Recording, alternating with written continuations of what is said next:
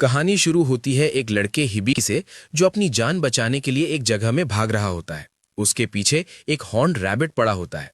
उसे बिल्कुल समझ नहीं आता कि वो यहाँ कैसे पहुंच गया या ये उसके पीछे क्या चीज लगी हुई है। सब कुछ उसे एकदम अचानक और अजीब लगता है। वो खुद से सोचता है कि ये कैसा क्रीचर है। तभी अचानक उसे एक हल्की सी फीमेल वॉइस सुनाई देती है जो उस क्रीचर को पहचान कर बताती है कि ये लेवल 1 हॉर्न्ड रैबिट है।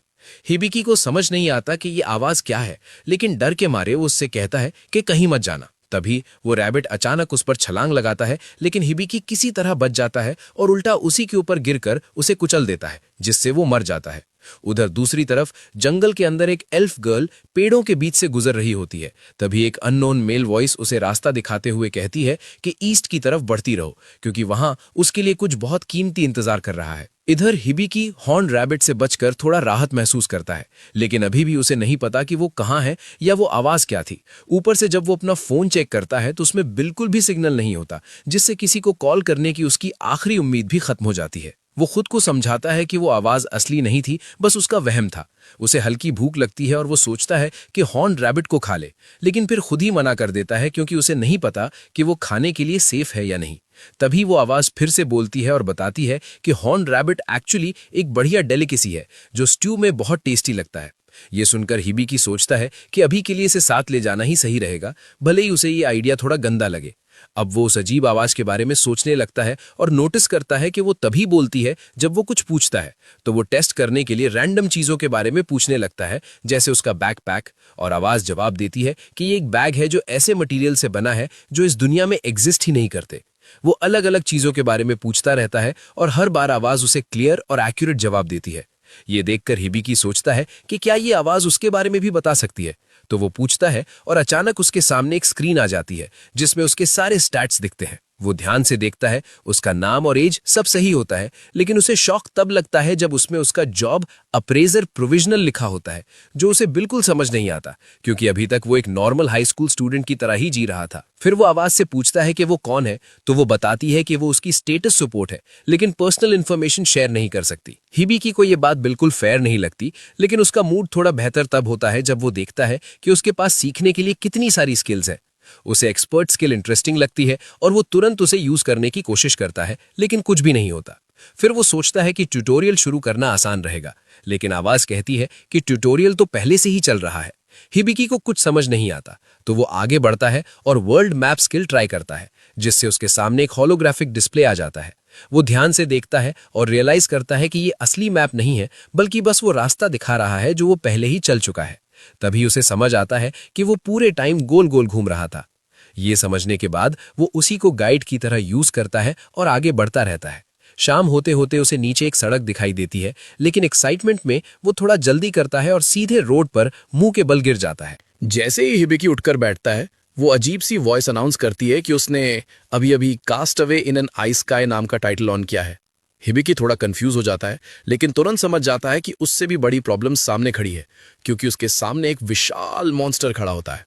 उसे लगता है अब सब खत्म हो गया। तभी अचानक कहीं से एक मैजिक एरो आता है और उस मॉन्स्टर को एक ही बार में गिरा देता है। हिबिकी शॉक में इधर उधर देखता है और नोटिस करता है कि पास की एक चट्टान पर खड़ी एक एल्फ गर्ल ने यह किया है। उससे बात करने से ठीक पहले वॉइस उसकी स्पीच एक्टिवेट कर देती है, ताकि वो इस दुनिया की भाषा समझ और बोल सके। हिबिकी उसे थैंक्स बोलता है और वो अपना नाम एमालिया बताती है। हिबिकी उसके कान देखकर सोचता है कि ये तो बिल्कुल एल्फ जैसी लग रही है, तो वो कैजुअली बोल देता है कि उसे उसका कॉस्प्ले बहुत पसंद आया, लेकिन एमालिया को कुछ समझ ही नहीं आता कि वो क्या बोल रहा है। फिर वो पूछती है कि वो मेज ईटर्स ग्रासलैंड में क्या कर रहा था, और हिबिकी बस इतना कहता है कि वो अचानक ही वहां आ गया, जिसे सुनकर एमिलिया हैरान रह जाती है। तभी वॉइस एमिलिया का फुल अप्रेजल करती है और हिबिकी ये जानकर दंग रह जाता है कि वो सच में एक रियल एल्फ है। और जब वो उसके स्टैट्स देखता है तो उसे और भी शॉक लगता है कि उसकी उम्र एक्चुअली 56 साल है। एमिलिया उसे समझाती है कि मेज ईटर ग्रासलैंड असल में एक मॉन्स्टर है जो खुले मैदान का रूप ले लेता है। ये सीधे अटैक नहीं करता, बल्कि लोगों को भटकने देता है, और जब वो थक जाते हैं तब उन्हें खा जाता है। ये सुनकर हिबिकी को समझ आता है कि वो कितना करीब था मरने के। एमिलिया फिर उसे हक कर लेती है और कहती है कि उसने एक छोटे बच्चे के हिसाब से काफी अच्छा हैंडल किया, क्योंकि वो सोच रही थी कि हिबिकी करीब 10 साल का है। लेकिन जब हिबिकी बताता है कि वो 16 का है, तो वो तुरंत उसे छोड़ देती है और कहती है कि उसे अंदाजा नहीं था कि उसकी उम्र का कोई इतना छोटा दिख सकता है। थोड़ी देर बाद रात हो जाती है और दोनों कैंप लगाते हैं, जहां हिबिकी को पता चलता है कि इस दुनिया में 15 साल की उम्र में ही इंसान अडल्ट माना जाता है। डिनर में वो हॉर्न रैबिट खा लेते हैं और फिर हिबिकी इमीलिया से पूछता है कि वो लोग आखिर हैं कहाँ। ये सुनकर इमीलिया इतनी शॉक हो जाती है कि अपनी चाय सीधा उसके चेहरे पर उगल देती है। फिर वो माफी मांगते हुए उसका चेहरा साफ करती है और बताती है कि वो हब्रास्टिया किंगडम में है। हिबिकी कहता है कि उसे कैसे पता होगा, वो तो जापान से आया है। लेकिन इमीलिया ने कभी जापान का नाम भी नहीं सुना होता, जिससे हिबिकी को कंफर्म हो जाता है कि वो सच में किसी दूसरी दुनिया में आ गया है। इमीलिया सोचती है कि वो अपने घर से इतना दूर आकर अकेला महसूस कर रहा होगा, तो वो उसे बोलती है कि वो उसे कल सिटी ले जाएगी और हिबिकी ये सुनकर थैंकफुल हो जाता है। जब हिबिकी सो जाता है, इमीलिया उसे देखती रहती है और सोचती है कि शायद वही वो प्रेशियस चीज है जिसके बारे में स्पिरिट ने उसे बताया था, और थोड़ी देर बाद वो भी सो जाती है। हिबिकी अपने पास्ट लाइफ का सपना देखने लगता है, जहां वो अपने 3 सबसे करीबी दोस्तों अमीन, क्योयुको और टेकी के साथ एक डाइनर में बैठा होता है, जहां अमीन काम करता है।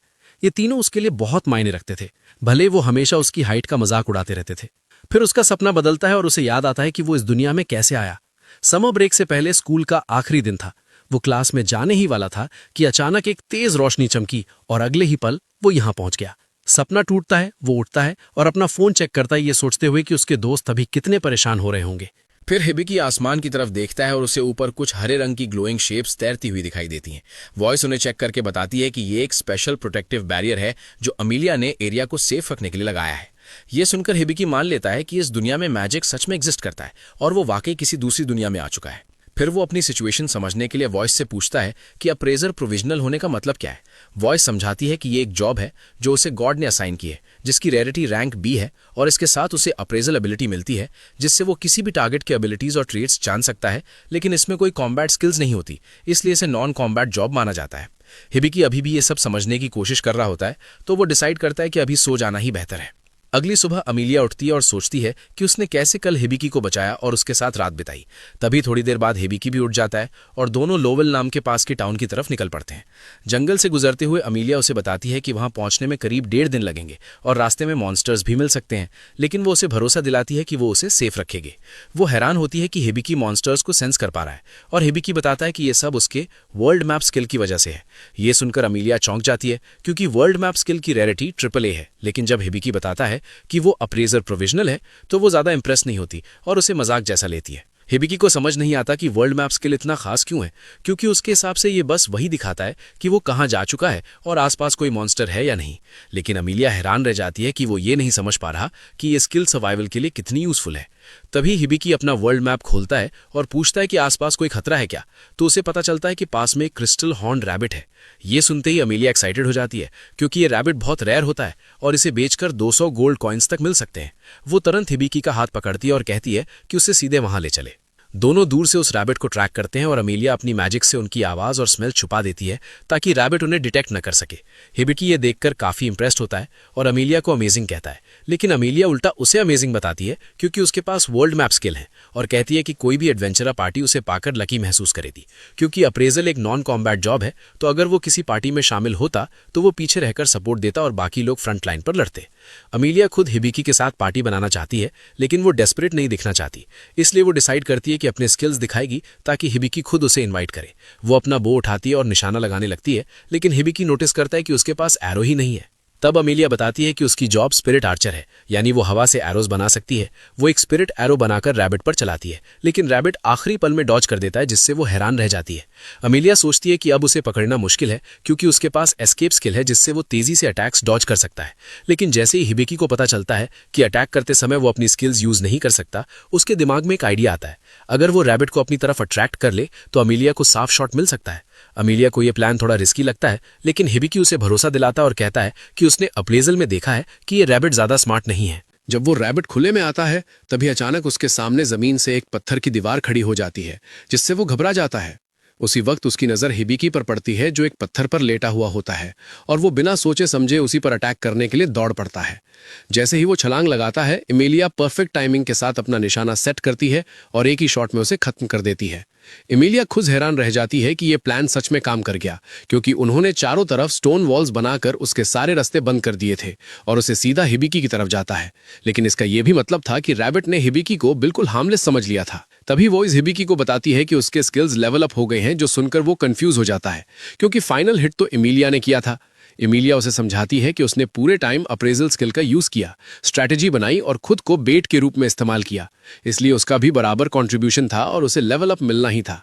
इसी बीच स्वर्ग में वो गॉड जिसने हिबिकी को इस दुनिया में भेजा था उसकी प्रोग्रेस देखकर खुश होता है, लेकिन खुद को याद दिलाता है कि ये अभी सिर्फ ट्यूटोरियल है, असली सफर तो अभी बहुत लंबा बाकी है। फिर सीन शिफ्ट होता है एडवेंचरर गिल्ड में, जहां आईविल नाम की एक लड़की अभी अभी एडवेंचरर के रूप में रजिस्टर करती है। रिसेप्शनिस्ट उसे जॉब बोर्ड की तरफ जाने को कहती है, लेकिन आईविल बोलती है कि उसने अपनी पहली क्वेस्ट पहले ही चुन ली है, वो किसी बहुत खास चीज की तलाश में जा रही है। इस बीच हिबिकी और इमेलिया रॉयल टाउन पहुंचते हैं और वहां पहुंचते ही इमेलिया तुरंत हिबिकी के ऊपर एक क्लोक डाल देती है, क्योंकि उसके कपड़े इतने अलग दिख रहे होते हैं कि लोग बेवजह घूरने लगते हैं और वो अनवांटेड अटेंशन बिल्कुल नहीं चाहती। वो सोचती है कि क्रिस्टल रैबिट का हॉर्न बेचने के बाद पैसे मिल जाएंगे तो हिबिकी के लिए प्रॉपर कपड़े खरीद लेगी। इमेलिया अंदाजा लगाती है कि उन्हें करीब 200 गोल्ड कॉइन्स मिल सकते हैं, जो आर्मर और नए वेपन्स लेने के लिए भी काफी होंगे। हिबिकी को पता ही नहीं होता कि गोल्ड कॉइन की वैल्यू क्या है, तो वो अपना स्टेटस चेक करता है और उसमें दिखता है कि ये गोल्ड कॉइन लगभग 10,000 येन के बराबर है। ये सुनकर वो सच में चौंक जाता है, क्योंकि ये बहुत बड़ी रकम है। इमेलिया उसे चिंतित होकर देखती है और कहती है कि सिटी में रहते हुए उसे इतना क्लूलेस बिहेव करना बंद करना होगा, क्योंकि यहाँ ऐसे लोग हैं जो उसके जैसे लोगों का फायदा उठाने में एक सेकंड नहीं लगाएंगे। लेकिन उसकी ये बात सुनकर हिबिकी को और भी यकीन हो जाता है कि इमेलिया के शायद कोई दोस्त नहीं है। इसके बाद इमेलिया उसे एडवेंचरर गिल्ड ले जाती है और अंदर मौजूद एडवेंचरर्स उन्हें देखते ही मजाक में मान लेते हैं कि इमेलिया ने बेबी सिटिंग जॉब पकड़ ली है। इमेलिया तुरंत बोलती है कि दिखने में चाहे ऐसा लगे, लेकिन हिबिकी असल में अडल्ट है और रजिस्टर्ड भी है। उस ग्रुप का लीडर सबको कहता है कि नए आदमी को तंग करना बंद करो और बात वहीं खत्म हो जाती है। फिर इमेलिया हिबिकी को बताती है कि उनकी पार्टी का नाम द सिल्वर बैनर है। इसके बाद वो रिसेप्शनिस्ट जूल के पास जाते हैं। इमेलिया बताती है कि उनके पास बेचने के लिए आइटम है और उनसे एक रूम तैयार करने को कहती है। वहीं हिबिकी जूल के कैट ईयर्स को घूरता ही रह जाता है। उसे समझ आता है कि वो शायद बीस्ट फोक है और वो पूरी तरह फैसिनेटेड हो जाता है। फिर सब गिल्ड मास्टर से मिलने बैठते हैं और जैसे ही हिबिकी उसे देखता है, वो उसकी जबरदस्त मस्कुलर बॉडी देखकर दंग रह जाता है। गिल्ड मास्टर अचानक नाटकीय अंदाज में अपनी शर्ट फाड़ देता है और खुद को डेलियार्ड बताता है। हिबिकी को उसके मसल्स पर इतना एक्साइटेड होते देख इमेलिया की पेशेंस खत्म होने लगती है, तो वो दोनों पर आइस कोल्ड पानी का ब्लास्ट मार देती है, जिससे दोनों तुरंत होश में आ जाते हैं। इसके बाद सब बैठते हैं और जूल खुद को रिसेप्शनिस्ट और वाइस गिल्ड मास्टर के रूप में इंट्रोड्यूस करती है। फिर इमेलिया से पूछती है कि वो क्या बेचना चाहती है। इमेलिया क्रिस्टल हॉर्न सामने रख देती है और डेलियार्ड उसे देखकर क्लियरली इंप्रेस्ड होता है। वो कहता है कि ये 3 साल पहले वाले से भी बड़ा है। थोड़ा सोचने के बाद वो 400 गोल्ड कॉइन्स का ऑफर देता है। ये सुनकर हिबिकी खुश हो जाता है, क्योंकि ये इमेलिया के अंदाजे से 2 गुना है। लेकिन उसके पूरी तरह चौंकने के लिए इमेलिया कहती है कि वो 800 गोल्ड कॉइन से कम कुछ नहीं लेगी, क्योंकि 3 साल पहले जो हॉर्न उन्होंने बेचा था वो 200 गोल्ड कॉइन्स में गया था और ये वाला उससे 3 गुना बड़ा है। दोनों कुछ देर तक प्राइस को लेकर आगे पीछे करते रहते हैं और आखिरकार डेलियार्ड मजबूरी में 700 गोल्ड कॉइन्स पर मान जाता है, जिससे इमेलिया खुश हो जाती है। लेकिन तभी जूल का मूड अचानक बदल जाता है और वो काम रहते हुए भी डराने वाला प्रेशर डालते हुए डेलियार्ड को याद दिलाती है कि उसने जो प्राइस माना है वो गिल्ड के बजट से काफ़ी ऊपर है, इसलिए वो एक्स्ट्रा अमाउंट सीधे उसकी सैलरी से काट लेगी। ये सुनकर डेलियार्ड का चेहरा बिल्कुल उतर जाता है। बाद में हिबिकी अकेला गिल्ड में बैठा होता है, तभी उसका स्टेटस सपोर्ट बताता है कि उसकी ट्यूटोरियल स्किल लेवल अप होने की कंडीशंस पूरी हो गई हैं। हिबिकी को अभी तक समझ ही नहीं आता कि ट्यूटोरियल है क्या, तो स्टेटस सपोर्ट डेफिनेशन खोलकर बताता है कि ये स्किल उन लोगों को मिलती है जिनके सर्वाइवल चांसेस बहुत कम होते हैं और इसके जरिए उन्हें गॉड से गाइडेंस मिलती है ताकि वो इस दुनिया में सर्वाइव करने के लिए ज़रूरी नॉलेज और स्किल्स सीख सकें। ये सुनकर हिबिकी समझ जाता है कि अब तक वो जितना भी बचा है सब गॉड की वजह से है और वो मन ही मन उन्हें थैंक्स बोलता है। तभी एक आवाज़ जवाब देती है कि थैंक्स अप्रिशिएट किए गए। हिबिकी को लगता है वो इमेजिनेशन है, लेकिन गॉड सीधे उसके दिमाग में बात करते हुए बताते हैं कि वही उसे इस दुनिया में लाए थे। हिबिकी हैरान हो जाता है कि वो उनसे ऐसे डायरेक्टली कम्युनिकेट कर सकता है और गॉड बताते हैं कि ये हमेशा नहीं हो सकता, बस कभी कभी ही होता है। वो कहते हैं कि अब आगे सब कुछ हिबिकी के हाथ में है, वो कैसे जीता है और कैसे सर्वाइव करता है, और इतना कहकर गुड बाय बोल देते हैं। हिबिकी जल्दी जल्दी ढेर सारे सवाल पूछने की कोशिश करता है, लेकिन तब तक कनेक्शन खत्म हो चुका होता है। स्टेटस सपोर्ट फिर बताता है कि लेवल बढ़ने के बाद गाइड द्वारा दी जाने वाली सपोर्ट अब खत्म होने वाली है। हिबिकी सोचता है गाइड कौन है, तभी हिमालय उसके पास आकर उसे बुलाती है। उसी समय मैट्रे हिमालय को एक लेटर देती है और बताती है कि उसे डेजिग्नेटेड रिक्वेस्ट मिली है। हिमालय पढ़कर हिबिकी से माफी मांगती है और कहती है कि उसे तुरंत टाउन छोड़ना होगा और इस बार भी वो उसे साथ नहीं ले जा सकती, क्योंकि ये रिक्वेस्ट उसके होम टाउन से आई है और वो इसे मना नहीं कर सकती। ये सुनते ही हिबिकी समझ जाता है कि गाइड असल में हिमालय ही थी। इसी दौरान हाइवल एक डंजन के अंदर गहराई में उसी चीज को ढूंढ रही होती है जिसे वो लंबे समय से तलाश रही है, लेकिन अब तक कोई सफलता नहीं मिली। अचानक उसे अंदाजा होता है कि वो कहाँ हो सकती है और वो तुरंत उस दिशा में बढ़ जाती है। दूसरी तरफ इमालिया चुपचाप सोच रही होती है कि हिबिकी अकेले ठीक रहेगा या नहीं, और हिबिकी उसे कहता है कि चिंता मत करो क्योंकि वो एडवेंचरर बनने का प्लान कर रहा है। उसे पता चला है कि नॉन कॉम्बिटेंट्स के लिए भी क्वेस्ट्स होती हैं और वो इस आइडिया से जेन्युइनली एक्साइटेड है। हिबिकी ये भी मानता है कि इमालिया ने उसके लिए अब तक बहुत कुछ किया है और वो उस पर और बर्डन नहीं बनना चाहता। आखिर अलग होने का समय आता है तो इमालिया उसे बताती है कि वो उसी इन में रह सकता है जहां वो ठहरी हुई थी। फिर मैप उसके हाथ में देकर निकलने लगती है। जाने से पहले हिबिकी कहता है कि वो क्लोक वापस करना चाहता है, लेकिन इमालिया कहती है कि इसकी चिंता मत करो, इसे पार्टिंग गिफ्ट समझ लो। तभी हिबिकी कहता है कि अभी शायद उसे इसकी उससे ज्यादा जरूरत है क्योंकि उसकी शर्ट का बटन अभी अभी टूट गया है। इमालिया शर्म से लाल हो जाती है और जल्दी से वहां से भाग जाती है। भागते हुए वो सीधे एवर से टकरा जाती है और तुरंत माफी मांगती है। तभी पास खड़ा एक नाइट पूछता है कि वो इतनी जल्दी में क्यों है और इमालिया जवाब देती है कि उसे अचानक शॉर्ट नोटिस पर अपने घर वापस जाना है।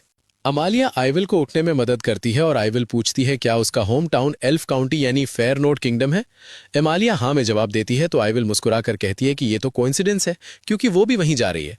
दूसरी तरफ एमालिया के जाने के बाद से हिबिकी ज्यादातर समय बस सोते हुए ही बिता रहा है। वो अपना फोन उठाता है और देखता है कि बैटरी पूरी तरह डेड हो चुकी है और अभी तक उसे अपने पुराने वर्ल्ड में वापस जाने का कोई तरीका नहीं मिला। ऊपर से गॉड भी पिछली बातचीत के बाद से उससे बिल्कुल बात नहीं कर रहे, जिससे वो सच में सोचने लगता है कि उसे इस दुनिया में लाया ही क्यों गया था। तभी अचानक इन चलाने वाली तानिया उसके कमरे में आती है और कहती है कि वो उसके लिए वरीड थी क्योंकि वो आज ब्रेकफास्ट और लंच दोनों के लिए नीचे नहीं आया। हिबिकी कहता है कि वो ठीक है। ये सुनकर वो राहत की सांस लेती है और बताती है कि डिनर जल्दी तैयार होने वाला है। हिबिकी कहता है वो अभी आता है। उसके जाने के बाद हिबिकी पर प्रेशर बढ़ने लगता है क्योंकि उसके पास जो भी पैसे बचे हैं वो हॉर्न बेचने से मिले थे, यानी जल्द ही उसे कोई जॉब ढूंढनी पड़ेगी। लेकिन अपने स्टैट्स देखकर वो सोचने लगता है कि वो आखिर किस काम का है। स्टेटस सपोर्ट उसके नंबर्स दिखाती है और वो खास अच्छे नहीं होते, इसलिए स्टेटस उसे सोलो कॉम्बैट से दूर रहने की सलाह देती है। हालांकि वो ये भी बताता है कि उसने कुछ टेक्निकल स्किल्स हासिल की हैं जिनमें कॉन्ट्रैक्ट और मेडिकल बुक शामिल है। हिबिकी को मेडिकल बुक इंटरेस्टिंग लगती है तो स्टेटस बताता है कि वो इसके पेजेस पढ़कर नॉलेज अब्सॉर्ब कर सकता है। साथ ही चेतावनी देता है कि अगर हायर लेवल चाहिए तो उसे हर पेज पढ़ना होगा और शुरू करने के बाद बीच में रुक नहीं सकता। हिबिकी पहले थोड़ा चौंकता है लेकिन फिर भी इसे शुरू करने का फैसला करता है। जैसे ही वो मेडिकल बुक पढ़ना शुरू करता है अचानक ढेर सारी नॉलेज एक साथ उसके दिमाग में भरने लगती है, जिससे वो पूरी तरह हक्का बक्का रह जाता है। इसी दौरान आइविल और एमालिया एल्फ काउंटी की तरफ बढ़ते रहते हैं और एमालिया बताती है कि वो बार बार हिबिकी के बारे में सोच रही है और उसे लेकर वरिड है कि वो ठीक रहेगा या नहीं। आइविल मजाक में मान लेती है कि शायद उसे उससे फीलिंग्स हो गई हैं, लेकिन एमालिया तुरंत मना कर देती है। कहती है कि वो अभी अभी उससे मिली है और वो उससे लगभग 40 साल छोटा है। तभी आगे खड़ी एक मेड एमालिया को आवाज देती है और उसे देखते ही एमालिया दौड़कर उसे गले लगा लेती है। एमालिया बताती है कि ये स्टेलिया है, उनकी चीफ मेड। फिर एमालिया स्टेलिया से आइविल का परिचय कराती है और आइविल एक्साइटेड होकर एमालिया से पार्टी बनाने की रिक्वेस्ट करती है। एमालिया अपनी पहली पार्टी रिक्वेस्ट सुनकर खुश हो जाती है, लेकिन स्टेलिया का चेहरा देखकर लगता है उसे ये बिल्कुल पसंद नहीं आया। कुछ दिनों बाद आखिरकार हिबिकी मेडिकल बुक की पूरी नॉलेज अब्सॉर्ब कर लेता है। वो पूरी तरह थका हुआ दिखता है, लेकिन उसे याद आता है कि उसे शॉपिंग भी करनी है, इसलिए वो आर्मर लेने के लिए आर्मरी की तरफ निकल पड़ता है। बाहर निकलकर हिबिकी एक पल रुकता है और मानता है कि मेडिकल बुक की सारी नॉलेज एब्जॉर्ब करना सच में बेहद मुश्किल था। उसे समझ आता है कि इस दुनिया में स्किल सीखना आसान नहीं है और हर स्किल को सीखने का तरीका अलग अलग होता है। वो ये भी महसूस करता है कि स्टेटस सपोर्ट के बिना वो पूरी तरह खो गया होता, इसलिए वो तय करता है कि अब वो उसे सिर्फ स्टेटस नहीं बुलाएगा और उसे सोपो नाम देता है क्योंकि ये बोलने में आसान है। जब वो काम ढूंढने गिल्ड पहुंचता है तभी एक बुरी तरह घायल एडवेंचरर को अंदर लाया जाता है और हिबिकी ध्यान से देखता है तो पहचानता है कि ये वही आदमी है जिससे वो पहले मिला था। उसका साथी घबराकर चिल्लाता है कि उसे सिल्वर रूबी वुल्फ ने बुरी तरह घायल कर दिया है और डेलियार्ड ही ब्लीडिंग रोक सकता है, लेकिन तभी वो खुद लड़खड़ाता है और दोनों जमीन पर गिर जाते हैं, जिससे घायल आदमी की टांग से खून फिर से तेजी से बहने लगता है। जूल बताती है कि डेलियार्ड अभी टाउन में नहीं है, लेकिन वो किसी और हीलिंग मैजिक का इस्तेमाल कर सकते हैं। उसके साथी कहते हैं कि उन्होंने जो कुछ कर सकते थे सब कर लिया, अब शायद कुछ काम नहीं आएगा। हिबी की हालात देखकर समझ जाता है कि ब्लीडिंग तुरंत रोकनी होगी। उसे याद आता है कि उसने मेडिकल बुक की नॉलेज ली है, इसलिए शायद वो कुछ कर सकता है। वो आगे बढ़कर कहता है कि उसे देखने दें क्योंकि उसके पास मेडिकल स्किल है। सोपो जल्दी से जांच करती है और बताती है कि उस आदमी के पास सिर्फ 5 मिनट बचे हैं। वो डेथ पॉइजन से इन्फेक्टेड है और उसके 2 लिम्स जा चुके हैं, इसलिए इलाज के लिए हाइपर क्योर और परफेक्ट हील दोनों टेक्निक्स चाहिए। हिबिकी सोचता है ये आसान होगा, लेकिन तुरंत समस्या सामने आती है।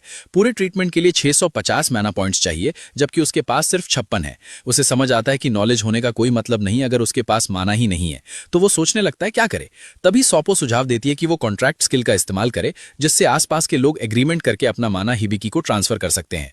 आसपास मौजूद सभी लोग बिना झिझक कॉन्ट्रैक्ट मान लेते हैं और अपना माना उसे देने लगते हैं। माना मिलने के बाद हिबिकी पहले हाइपर क्योर इस्तेमाल करता है, जिससे पॉइजन पूरी तरह शरीर से निकल जाता है। फिर परफेक्ट हील करता है और चमकदार नीली रोशनी की बीम निकलती है। कुछ ही पलों बाद एडवेंचरर जमीन पर लेटा होता है और उसके दोनों लिम्स पूरी तरह रिस्टोर हो चुके होते हैं। हिबिकी राहत की सांस लेता है कि वो सफल हो गया, लेकिन तुरंत बात खुद गिर पड़ता है। बेहोशी में उसे अपनी पुरानी दोस्त अमाने दिखाई देती है, जो उसे कह रही होती है कि बिना सोचे समझे दूसरों के लिए अपनी जान जोखिम में डालना बेवकूफ़ी है, खासकर तब जब कोई साफ गोल या रिवॉर्ड भी नहीं है। वो उसे समझाती है कि हर बार कोई उसे बचाने के लिए आसपास होगा इसकी कोई गारंटी नहीं है, इसलिए उसे अब ज्यादा सावधान रहना होगा। तभी हिबिकी झटके से होश में आता है और सोपो बताती है कि उसके स्किल्स और लेवल्स काफी बढ़ गए हैं। जूल उसके पास आती है और उसे पहले वाले आदमी को बचाने के लिए धन्यवाद देती है और बताती है कि वो असल में उसका छोटा भाई जेड है। हिबिकी हैरान हो जाता है क्योंकि जेड ह्यूमन है और वो नहीं, तो जूल समझाती है कि उनकी मदर्स अलग अलग हैं। ये बात छोड़कर हिबिकी कहता है कि उसे थैंक्स मत दो, क्योंकि वो सिर्फ इसलिए सफल हुआ क्योंकि आसपास के लोगों ने अपना माना उसे दिया था। जूल मानती है कि ये सही है, लेकिन ये भी कहती है कि अगर हिबिकी वहां नहीं होता तो जेड मर जाता, इसलिए वो दिल से उससे ग्रैटिट्यूड एक्सेप्ट करने को कहती है। इसके बाद जूल बताती है कि उसने इस पूरे इंसिडेंट पर गैग ऑर्डर लगा दिया है, क्योंकि हिबिकी का हाइपर क्योर और परफेक्ट हील दोनों इस्तेमाल कर पाना पूरी तरह अनहर्ड है, और अगर ये बात फैल गई तो कोई ना कोई उसे प्रॉफिट के लिए एक्सप्लॉइट करने की कोशिश करेगा।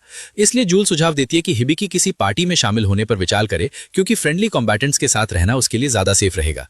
हिबिकी कुछ देर सोचता है, लेकिन पूरी तरह कन्विंस नहीं होता, क्योंकि उसे नहीं पता वो इस सिटी में कितने समय तक रहेगा और वो किसी और पर ये बर्डन नहीं डालना चाहता। वो मानता है कि भरोसा करने के लिए लोग होना अच्छा होगा, लेकिन उसे डाउट है कि ये काम करेगा क्योंकि वो नॉन कम्बैटेंट है। तब जूल उसे दूसरा ऑप्शन बताती है कि वो सिंपली एक बॉडीगार्ड हायर कर सकता है।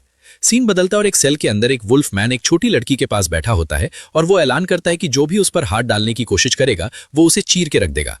अगले दिन हिबिकी बॉडीगार्ड हायर करने के लिए डेब्बी कंपनी पहुंचता है, जहां उसकी मुलाकात ओनर अजाराथन डेब्बी से होती है। लेकिन जैसे ही डेब्बी को हिबिकी की प्रॉपर झलक मिलती है, वो तुरंत उस पर फिदा होने लगता है, क्योंकि उसे उसके अंदर से पैसों की खुशबू आ रही होती है। दरअसल उसके पास एक स्पेशल स्किल है, जिससे वो उन लोगों से प्लेजेंट सेंट महसूस कर सकता है जो या तो ऑलरेडी वेल्दी हैं या जल्द ही अमीर बनने वाले हैं। फिर हिबिकी को कई मसल हेड बॉडीगार्ड्स दिखाए जाते हैं, लेकिन वो एक एक करके सबको रिजेक्ट कर देता है। स्ट्रेंथ की कमी की वजह से नहीं, बल्कि इसलिए क्योंकि किसी के पास इनफ एमपी ही नहीं है। असल में हिबिकी मेडिकल बुक की हाइपर क्योर और परफेक्ट हील स्किल्स यूज करना चाहता है, और उसके लिए हाई मना वाला बॉडीगार्ड चाहिए। डेब्बी कहता है कि और भी ऑप्शंस अवेलेबल हैं। तभी हिबिकी को गॉड से एडवाइस मिलती है कि वो खुद जाकर ढूंढे, और जब डेब्बी उसे अगले कैंडिडेट्स की तरफ ले जा रहा होता है, तभी हिबिकी साइड में एक डार्क कॉरिडोर नोटिस करता है। डेब्बी बताता है कि उधर कुछ ऑप्शंस तो हैं, लेकिन वो रेगुलर वर्क या कॉम्बैट के लिए सूटेड नहीं है। वो अपने होम वापस नहीं जा पाए, इसलिए उसने उन्हें बस रहने दिया है। हिबिकी को लगता है शायद वो भी उसकी तरह सिचुएशन में हो, तो वो डेब्बी से उधर ले जाने को कहता है। अंदर पहुंचकर हिबिकी देखता है कि एक वुल्फ बीस्टमैन एक छोटी लड़की की गार्ड कर रहा है। वो पूछता है इन्हें बंद क्यों किया गया है। तब डेब्बी बताता है कि बीस्टमैन उस लड़की को बचाने के लिए रैम्पेज पर चला गया था। लड़की में मैजिकल एबिलिटीज हैं, लेकिन वो उन्हें कंट्रोल नहीं कर पाती, इसलिए उसकी पावर्स बिना वार्निंग के बर्स्ट हो जाती हैं। हिबिकी दोनों को अप्रेज करने की कोशिश करता है, लेकिन कुछ स्टैट्स हिडन मिलते हैं। तब सोपो बताती है कि उनके स्टैट्स फाल्सिफाइड हैं और उसे गॉड द्वारा दी गई एक्सपर्ट आई स्किल यूज करनी चाहिए। हिबिकी एक्सपर्ट आई से फिर अप्रेजल करता है और पता चलता है बीस्टमैन का नाम क्लॉड है और वो लेवल 55 का हीरो है। लड़की का नाम लिलियन है और उसके पास रेजिंग सेंचुअरी स्टेट्स है, जिसका मतलब उसकी सोल सीधे गॉड्स के रियल्म से कनेक्टेड है। हिबिकी सोचता है और समझता है कि दोनों के पास प्लेंटी एमपी है, लेकिन उसे डाउट होता है कि क्या वो एक हीरो और सेज को साथ ले जा सकता है। तभी गॉड उसे बोलता है कि जो करना है करो। इसके बाद सोपो उसे रिलीफ मेजर नाम की टेक्निकल स्किल यूज करने को कहती है। रीजन ठीक से नहीं बताती, लेकिन हिबिकी सोचता है शायद ये क्लॉड पर लगे कर्ज को हटाने के लिए है। आखिर हिबिकी डिसाइड करता है कि वो दोनों को परचेज करेगा, और ये सुनते ही डेब्बी खुशी से चिल्ला उठता है, क्योंकि हिबिकी से आने वाली फॉर्च्यून की खुशबू अब पहले से कई गुना ज्यादा स्ट्रांग हो चुकी होती है। उसके बाद हिबिकी क्लॉड और लिलियन को लेकर एक ओपन फील्ड में जाता है और क्लॉड तुरंत सोचने लगता है कि आखिर वो दोनों के साथ क्या करने वाला है, लेकिन हिबिकी उसे कैल्म रहने को कहता है और बताता है कि वो एक्चुअली उसे हील करने आया है। ये सुनकर क्लॉड पूरी तरह स्टन रह जाता है। हिबिकी लिलियन से कहता है कि इस प्रोसेस के लिए उसे उसकी मदद चाहिए। क्लॉड को शक होता है कि कहीं ये कोई ट्रैप तो नहीं, लेकिन लिलियन उसे चुप कराते हुए कहती है कि पूरी जिंदगी वही उसे प्रोटेक्ट करता आया है, इसलिए इस बार वो उसे बचाना चाहती है। हिबिकी लिलियन को समझाता है कि परफेक्ट हील एक्टिवेट करने के लिए उसे उसकी एमपी का बड़ा हिस्सा चाहिए और पहले कॉन्ट्रैक्ट भी करना होगा। लिलियन बिना हेजिटेशन के एग्री कर जाती है और तुरंत अपनी एमपी ट्रांसफर कर देती है, जिससे Hibiki perfect heal technique activate कर देता है। अगले ही पल क्लॉड के मिसिंग लिम्स पूरी तरह रिस्टोर हो जाते हैं और उसके सारे घाव ऐसे गायब हो जाते हैं जैसे कभी थे ही नहीं। ये देखकर लिलियन खुशी से दौड़कर क्लॉड को टाइट हग कर लेती है और क्लॉड हिबिकी को दिल से थैंक्स करता है, कहते हुए कि कुछ देर पहले तक वो कितना भारी और दबा हुआ महसूस कर रहा था। हिबिकी बताता है कि ये सब उस कर्ज की वजह से था और क्लॉड ये सुनकर हैरान रह जाता है, क्योंकि उसके कर्ज की जानकारी तो अप्रेजर स्किल वाले भी नहीं देख सकते।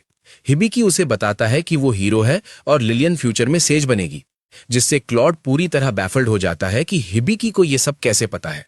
तब हिबिकी बताता है कि गॉड ने उसे एक्सपर्ट आई स्किल दी है। ये सुनकर क्लॉड शॉक में कांप उठता है, क्योंकि वो जानता है ये स्किल कितनी पावरफुल है। फिर हिबिकी क्लॉड पर लगे कर्ज को हटाने के लिए रिलीफ मेजर एक्टिवेट करता है, लेकिन अचानक क्लॉड हेवी चेन्स में जकड़ जाता है और ऊपर से एक जायंट सिजर्स नीचे गिरती है। पहले तो लगता है जैसे क्लॉड को स्टैब कर दिया गया हो, जिससे हिबिकी और लिलियन दोनों डर जाते हैं, लेकिन असल में सिजर्स उन चेन्स में से एक को काट देती है जो उसे दबाए हुए थी। क्लॉड खुद को चेक करता है और समझता है कि उसकी पूरी स्ट्रेंथ अभी वापस नहीं आई, लेकिन उसका अच्छा हिस्सा लौटना शुरू हो गया है। वो रिस्पेक्टफुली हिबिकी के सामने सिर झुकाकर पहले के रूड बिहेवियर के लिए अप्लोज करता है और फिर कहता है कि वो उसके साथ सेरेमनी ऑफ एलिजियंस परफॉर्म करना चाहता है। हिबिकी को बिल्कुल समझ नहीं आता कि ये सेरेमनी ऑफ एलिजियंस क्या है। तब क्लॉड उसे समझाता है कि ये एक सेक्रेड रिचुअल है, जिसमें वो अपनी सोल पूरी तरह हिबिकी को डेडिकेट करता है और कसम खाता है कि चाहे कुछ भी हो वो हमेशा उसके साथ रहेगा। तभी सोप्पो बोलती है कि हिबिकी को सेरेमनी के लिए कॉन्ट्रैक्ट स्किल यूज करनी चाहिए, क्योंकि कॉन्ट्रैक्ट्स दोनों पार्टीज को अपने प्रोमिसेज निभाने के लिए बाइंड कर देते हैं। यानी अगर हिबिकी और क्लॉड कॉन्ट्रैक्ट करते हैं तो दोनों को अपनी बात पूरी करनी होगी। हिबिकी थोड़ा सोचता है और मान जाता है। फिर कॉन्ट्रैक्ट प्रोसेस शुरू होता है। क्लॉड अपनी फुल एलिजियंस प्लेज करता है, हिबिकी उसे एक्सेप्ट करता है और कॉन्ट्रैक्ट कंप्लीट हो जाता है। उसी समय दोनों की रिस्ट पर एक मार्क उभर आता है जो crest of the light spirits निकलता है, जो उनकी लॉयल्टी और कमिटमेंट का सिंबल बन जाता है। लिलियन ये सब देखकर बहुत खुश हो जाती है। दूसरी तरफ एमेलिया, आइवर और स्टेलिया अपनी जर्नी जारी रखते हैं और कुछ देर बाद एमेलिया रेस्ट के लिए हॉट स्प्रिंग जाने का आइडिया देती है। स्टेलिया पहले तो एक्साइटेड हो जाती है, लेकिन तुरंत रियलाइज करती है कि वहां आइवर के साथ बात करना पड़ेगा और वो नहीं चाहती कि आइवर एमेलिया के और क्लोज हो। इसलिए वो एमेलिया को रोकने की कोशिश करती है, लेकिन एमेलिया मानती नहीं और हॉट स्प्रिंग जाने का फैसला करती है, जिससे स्टेलिया हार मान लेती है। इधर हिबिकी क्लॉड और लिलियन को बताता है कि परफेक्ट हील यूज करने के लिए उसे दूसरों की एमपी ड्रॉ करनी पड़ती है।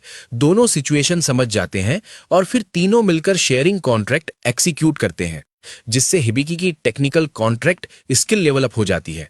क्लॉड नोटिस करता है कि हिबिकी धीरे धीरे कुछ बड़बड़ा रहा है। पूछने पर हिबिकी बताता है कि ये एक वॉइस है जो उसे गाइड करती है। ये सुनते ही क्लॉड शॉक हो जाता है, क्योंकि ये ट्यूटोरियल स्किल है जो सीधे गॉड देता है। क्लॉड समझ जाता है कि हिबिकी किसी दूसरे वर्ल्ड से आया है और हिबिकी हैरान होता है कि क्लॉड को अदर वर्ल्ड्स के बारे में पहले से पता है। हिबिकी पूछता है कि क्या उसे इससे प्रॉब्लम है, लेकिन क्लॉड कहता है कि इससे उसकी लॉयल्टी बिल्कुल नहीं बदलेगी। फिर वो आगे बढ़ते हैं और क्लॉड बताता है कि हिबिकी जिस गॉड से जुड़ा है वो शायद चीफ गॉड है। इस दुनिया में करीब 11 गॉड्स हैं और चीफ गॉड सबसे पहला माना जाता है। ट्यूटोरियल और एक्सपर्ट आई जैसे डिवाइन ब्लेसिंग्स वही देता है और क्लॉड मानता है कि चीफ गॉड ने खास तौर पर हिबिकी में इंटरेस्ट लिया है। लेकिन हिबिकी को यकीन ही नहीं होता कि अगर चीफ गॉड किस पर ध्यान देता तो वो क्लॉड और लिलियन होते, वो नहीं। फिर भी वो सोचता है कि चीफ गॉड ने लिलियन को रेजिंग सैंक्चुअरी जैसा हार्श स्किल क्यों दिया, क्योंकि ये तो किसी पर भारी बोझ डालने जैसा लगता है। क्लॉड और लिलियन दोनों ने पहले कभी इसके बारे में नहीं सुना होता, तो हिबिकी समझाता है कि ये ऐसा स्किल है जो उसके अंदर ओवरवेलमिंग पावर भर देता है और वो उसे सह नहीं पाती। ये सुनते ही लिलियन शॉक में चली जाती है और हिबिकी को तुरंत रिग्रेट होता है कि उसने ये बात बताई है क्यों। तभी क्लॉड बोलता है कि उसे नहीं लगता ये चीफ गॉड ने दिया होगा, बल्कि शायद गॉड ऑफ मैजिक ने दिया होगा, क्योंकि मैजिक से जुड़ी चीजें उसी के कंट्रोल में आती हैं। अचानक चीफ गॉड थोड़ा नर्वस हो जाता है और गॉड ऑफ मैजिक खुद सामने आकर सीधे हिबिकी से बात करती है। वो बताती है कि लिलियन सच में रेजिंग सैंक्चुअरी की वजह से सफर कर रही है, लेकिन स्किल मिल जाए तो उसे रिमूव नहीं किया जा सकता। वो ये भी बताती है कि हिबिकी के पास उसका ग्रिमोयर स्किल है, जिसकी मदद से वो लिलियन की एमपी और ओवरऑल मैजिक पावर एडजस्ट कर सकता है ताकि उसे कंट्रोल किया जा सके। और साथ ही वो साफ कर देती है कि वो हर बार उसकी मदद के लिए नहीं आएगी। हिबिकी समझ जाता है कि ग्रिमोयर एक्टिवेट करते ही एडमिनिस्ट्रेशन सिस्टम खुद काम संभाल लेगा, तो अब सब ठीक रहेगा। वो ये गुड न्यूज क्लॉड और लिलियन को बताता है और दोनों राहत की सांस लेते हैं। लेकिन तभी सोप्पो बताती है कि हिबिकी की एक्सपर्ट आई और tutorial skill temporarily out of service हैं, इसलिए अब वो सिर्फ पहले से कलेक्टेड इन्फो से ही मदद कर सकती है। दूसरी तरफ गॉड ऑफ मैजिक हिबिकी को ध्यान से देखती रहती है और उसे लगता है कि उसने उससे कहीं पहले देखा है। इसके बाद हिबिकी ग्रिमोयर स्किल यूज करता है और अचानक एक एडोरेबल छोटी कैट समन होती है जो बताती है कि वो लिलियन को मैजिक कंट्रोल करना सिखाने आई है और अपना नाम वीन बताती है। लेकिन लिलियन उसकी क्यूटनेस देखकर तुरंत उसे प्यार से पेट करने लगती है। हिबिकी वीन से पूछता है तो वो बताती है कि वही ग्रिमोयर है और गॉड ऑफ मैजिक द्वारा बनाई गई एक पावरफुल सेक्रेट बीस्ट भी है। ये सुनकर हिबिकी रिलैक्स हो जाता है और उसके सिर पर जेंटली पैट कर देता है। लेकिन ये देखकर क्लॉड जेलस हो जाता है और तुरंत बोल पड़ता है कि हिबिकी ने उसे अभी तक एक भी पैट नहीं दिया है। दूसरी तरफ एमालिया आइवर और स्टेसिलिया हॉट स्प्रिंग में रिलैक्स कर रही होती हैं। तभी स्टेलिया अचानक एमालिया के चेस्ट के साइज को देखकर पूरी तरह कॉट ऑफ गार्ड हो जाती है, लेकिन तुरंत खुद को संभाल लेती है। एमालिया फिर स्टेलिया से पूछती है कि उसके पिता ने उसे किस इंपॉर्टेंट मिशन पर भेजा है, लेकिन स्टेलिया कहती है कि अभी उसे खुद भी डिटेल्स नहीं पता।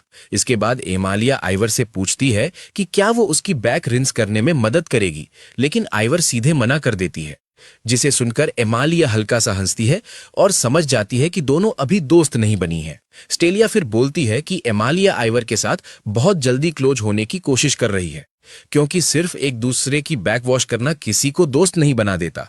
आइवर ये सब सुन लेती है और उसके चेहरे पर हल्की स्मर्क आ जाती है। फिर वो खड़ी होती है और एमालिया से कहती है कि वो उसकी बैक रिंस कर देगी, जिससे एमालिया चौंक जाती है। लेकिन आइवर कैजुअली बोलती है कि फ्रेंड्स ऐसा ही करते हैं। अगले दिन हिबिकी क्लॉड को लेकर वेपन्स खरीदने निकलता है और वहां जाकर क्लॉड एक स्पीयर चुन लेता है। ये देखकर हिबिकी थोड़ा हैरान हो जाता है, क्योंकि उसके दिमाग में हमेशा यही था कि हीरोज तो यूजुअली स्वॉर्ड ही यूज करते हैं।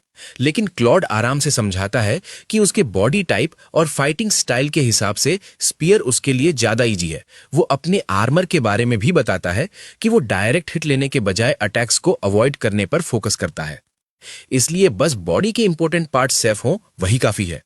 वो ये भी बोलता है कि ज्यादा हेवी आर्मर पहनने से उसे बहुत गर्मी लगती है और उसकी स्पीड कम हो जाती है, जो उसे बिल्कुल पसंद नहीं। उधर लिलियन भी अपने लिए कुछ नए कपड़े चुन लेती है। जब मर्चेंट उन्हें टोटल प्राइस 25 गोल्ड कॉइन्स बताता है तो हिबिकी और लिलियन दोनों शॉक हो जाते हैं, क्योंकि उनके लिए ये बहुत बड़ा अमाउंट है। लेकिन क्लॉड के लिए ये बस छोटी सी बात होती है। वो बिना सोचे पैसे दे देता है। ये देखकर लिलियन को थोड़ा गिल्ट फील होने लगता है कि उसने इतने महंगे कपड़े क्यों लिए। हिबिकी ये नोटिस कर लेता है और उसे समझाता है कि टेंशन लेने की जरूरत नहीं है, क्योंकि उसकी सेफ्टी पैसे से कहीं ज्यादा इंपॉर्टेंट है। इसके बाद हिबिकी लिलियन से कहता है कि वो अपने लिए एक स्टाफ भी चुन ले। उसे पता है कि उसके पास पैसे कम हो रहे हैं, फिर भी वो उसे एनकरेज करता है, क्योंकि उसे रियलाइज होता है कि लिलियन की स्माइल देखना ही उसके लिए से सब कुछ वर्थ बना देता है। तभी वीन को लगता है कि उसे इग्नोर किया जा रहा है, तो वो हिबिकी से अपने लिए भी कुछ लेने को बोलती है। हिबिकी मान जाता है और उसके लिए एक क्यूट सा कॉलर खरीद देता है, भले ही इससे वो और ज्यादा डेट में चला जाता है। शॉपिंग खत्म करने के बाद सब लोग एक खुले मैदान में जाते हैं। वहां वीन कहती है कि वो उन्हें मैजिक की बेसिक ट्रेनिंग देगी। उसका मानना है कि क्लॉड तो ऑलरेडी हीरो है, इसलिए उसे कोई प्रॉब्लम नहीं होगी। लेकिन हिबिकी और लिलियन में वो बेसिक क्वालिटीज नहीं है जो हीरोज में होती हैं, इसलिए वो हिबिकी से कहती है कि वो अपने ग्रिमोयर पर डिपेंड करे। हिबिकी को समझ नहीं आता कि ग्रिमोयर क्या होता है, तो वो पूछता है। तभी सापो समझाता है कि ग्रिमोयर एक स्पेशल टेक्निकल स्किल होती है जिसकी रैरिटी रैंक ए होती है और ये यूजर को उस दुनिया के मैजिक सिस्टम से जुड़ी अलग अलग नॉलेज और एबिलिटीज देती है। ये सुनकर हिबिकी इंस्टेंटली एक्साइटेड हो जाता है और सोचने लगता है कि शायद अब वो फाइनली मैजिक यूज कर पाएगा, लेकिन वीन तुरंत उसका एक्साइटमेंट ठंडा कर देती है और कहती है कि वो बस सिंपल हाउस होल्ड मैजिक ही यूज कर पाएगा। फिर भी ट्रेनिंग शुरू होती है और वीन सजेस्ट करती है कि पहले लिलियन को अपनी मैजिक कंट्रोल करना सिखाया जाए। वो हिबिकी को समझाती है कि इसके लिए उसे लिलियन की मैजिक आउटपुट का रिस्पॉन्सिबल पर्सन रजिस्टर होना पड़ेगा। हिबिकी पूछता है कि ये कैसे होगा, तो वीन बिना कुछ बोले उसका हाथ काट लेती है और कहती है कि बस इतना काफी है। इसके बाद वो लिलियन के पास जाकर पूरा प्लान डिटेल में समझाती है। वो कहती है कि पहले लिलियन की मैजिक पावर को 10% तक रिड्यूस किया जाएगा, फिर धीरे धीरे उसे बढ़ाया जाएगा ताकि वो बैलेंस खोए बिना अपनी पावर कंट्रोल करना सीख सके। इसके बाद वीन हिबिकी की तरफ मुड़कर कहती है कि उसे मैजिक सर्कुलेशन सीखनी होगी। वो समझाती है कि सही तरीके से मैजिक यूज करने के लिए इंसान को अपनी मैजिक पावर के फ्लो को परफेक्टली कंट्रोल करना आना चाहिए। वो एक एक्सरसाइज इंट्रोड्यूस करती है जिसे मैजिक पावर सर्कुलेशन कहते हैं। इसमें दो लोग हाथ पकड़कर अपनी मैजिक एसेंस एक दूसरे में पास करते हैं और गोल होता है उस फ्लो को स्टेबल रखना बिना कंट्रोल खोए। ये सब सुनने के बाद भी हिबिकी को कुछ समझ नहीं आता। ये देखकर वीन क्लियरली इरिटेट हो जाती है और कहती है कि अब वो सीधे प्रैक्टिस से ही सीखेगा। वो क्लॉड से कहती है कि वो थोड़ा सा मैजिक हिबिकी में पास करे ताकि वो खुद एक्सपीरियंस कर सके। साथ ही वो क्लॉड को वार्निंग देती है कि सावधान रहे, क्योंकि हिबिकी की मैजिक रेजिस्टेंस वीक है और वो आसानी से ओवरवेल्म हो सकता है। क्लॉड सिर हिलाकर एग्री करता है और धीरे धीरे अपना मैजिक हिबिकी में ट्रांसफर करना शुरू कर देता है। जैसे ही मैजिक फ्लो शुरू होता है, तुरंत ही सेंसेशन बहुत इंटेंस हो जाता है। कुछ ही सेकंड में हिबिकी खुद को एक अजीब खाली जगह में पाता है। वो खाली स्पेस धीरे धीरे बदलकर एक जंगल बन जाता है। ऊपर चमकता हुआ तारों भरा आसमान। हिबिकी चारों तरफ देखता है, फिर पास के पानी की तरफ मुड़ता है। वहां उसे एक एल्फ लड़की दिखाई देती है। वो उसकी तरफ देखती है और उसे क्लॉड कहकर बुलाती है। उसी पल हिबिकी को समझ आता है कि वो समहाउ क्लॉड की आइडेंटिटी और अपीयरेंस ले चुका है। वो खुद कैल्म रखने की कोशिश करता है, नॉर्मल बिहेव करता है और जाकर उसके पास बैठ जाता है। जैसे ही वो बैठता है, उसे क्लॉड की मेमोरीज एक्सेस होने लगती हैं। उन यादों से उसे पता चलता है कि उस लड़की का नाम अनास्तासिया है। क्लॉड उसे बचपन से जानता था और दोनों ने अपना ज्यादातर समय साथ में बिताया था। उनका बॉन्ड बहुत स्ट्रांग था और क्लॉड को लगता था कि ये सब हमेशा ऐसे ही रहेगा। लेकिन अचानक मेमोरी बदल जाती है। एक वॉर शुरू हो जाती है और बहुत सारे लोग मारे जाते हैं। उन्हीं में अनास्तासिया भी होती है। ये मोमेंट क्लॉड के लिए कितना पेनफुल और ट्रॉमेटिक था, ये साफ दिखता है। अचानक हिबिकी झटके से वापस रियल वर्ल्ड में आ जाता है। शुरुआत में उसे लगता है कि वो अभी भी क्लॉड है। क्लॉड तुरंत उससे बात करता है और उसे रियलिटी में वापस लाने की कोशिश करता है। उसे याद दिलाता है कि वो असल में कौन है। थोड़ी देर बाद हिबिकी धीरे धीरे अपने होश में आता है और नॉर्मल हो जाता है। फिर वो खुद से सवाल करता है कि आखिर उसने खुद को क्लॉड क्यों समझ लिया था। तभी वीन समझाती है कि ऐसा इसलिए क्योंकि मैजिक फ्लो के दौरान वो क्लॉड की कॉन्शनेस में बहुत गहराई तक चला गया था। क्लॉड तुरंत हिबिकी से माफी मांगता है कि उसने अपने मैजिक को ज्यादा पास कर दिया, लेकिन वीन तुरंत उसे डांट देती है। उसे याद दिलाती है कि उसने साफ कहा था सिर्फ थोड़ा सा मैजिक यूज करने के लिए और केयरफुल रहने को। उस शाम हिबिकी अपने कमरे का फर्श पोंछ रहा होता है, जो कि उसके हाउस होल्ड मैजिक ट्रेनिंग का हिस्सा है। हाउस होल्ड मैजिक वो मैजिक होती है जो रोजमर्रा के कामों में मदद करती है, लेकिन इसे सीखने के लिए स्पिरिट की मदद चाहिए होती है। जब कोई इंसान नॉर्मल काम करते है, मैजिकल एनर्जी रिलीज करता है, तो धीरे धीरे स्पिरिट्स उस एनर्जी की तरफ अट्रैक्ट होने लगते हैं। जब वो सेटिस्फाई हो जाते हैं, तब वो रिस्पॉन्ड करते हैं और उस इंसान को हाउस होल्ड मैजिक सही तरीके से यूज करना सिखाते हैं। हिबिकी काफी समय से ये सब कर रहा है, लेकिन अभी तक उसे कोई रिस्पॉन्स नहीं मिला। इस वजह से वो सोचने लगता है कि ये मेथड सच में काम कर भी रहा है या वो बस अपना टाइम वेस्ट कर रहा है। फिर भी वो रुकता नहीं, उम्मीद करता है कि कुछ तो होगा। थोड़ी देर बाद क्लॉड और लिलियन उसके कमरे में आते हैं।